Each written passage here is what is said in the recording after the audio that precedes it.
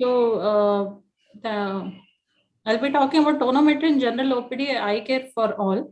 Though the GAT is considered the gold standard in IOP measurement, the new portable eye care tonometer is gaining popularity, especially in the COVID times.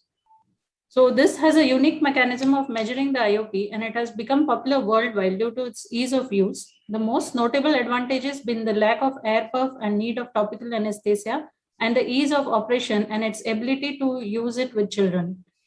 The rebound tonometry works on the dynamic electromechanical method for measuring the IOP. This device consists of two coils, a solenoid propelling coil and sensing coil. And the application of a transient electric current to the solenoid coil propels the probe to the cornea. And this movement induces a voltage within the system, which is monitored by the sensor, allowing the speed and direction of the probe movement to be determined. As the probe impacts the cornea, it decelerates and rebounds from surface. And this deceleration is less at low compared with the high IOPs, and consequently higher the IOPs. So currently 4 rebound tonometers are available, which are iCare TAO1i, iCare Pro, iCare Home, and iCare IC100. The iCare TAO1i was commercially available since 2003, and it has a 1.8 mm plastic ball over a stainless steel wire held on place by an electromagnetic field in a handheld battery-powered unit. While doing the procedure, there's no corneal anesthesia is required, and on activation of the measurement button, it automatically takes 6 readings of IOP, disregarding the highest and lowest reading before the presenting a digital readout of the average IOP. Several studies have compared the accuracy of the IOP measurement with GAD, and Gao et al. Reported that the iCare rebound tonometer readings correlated well with those of the GAD. The next one was the iCare Pro, which was available since 2011, and it's a short probe with positioning sensor, and it allows the IOP to be measured even in supine position. iCare Pro gives a mean IOP closer to that obtained with the GAT, and the previous reports have shown that the mean IOP difference between the GAT and the iCare Pro is around 0.38 millimeter of mercury.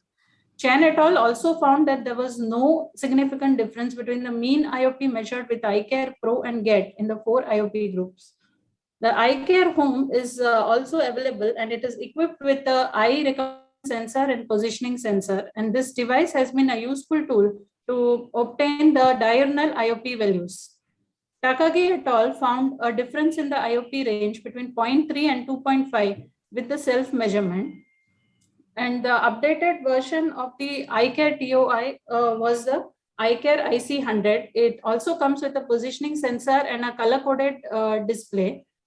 The mean IOP difference between iCare IC100 and GAT was found to be around minus 2.5 millimeter of mercury, and it was also found to be significantly lower than that with the GAT.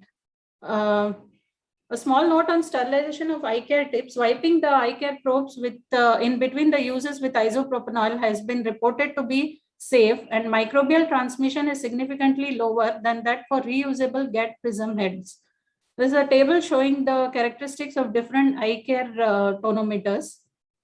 So hence the advantages of using the iCare rebound tonometry is that it's a portable handheld tonometer, does not require corneal anesthesia, and also its ease of use in children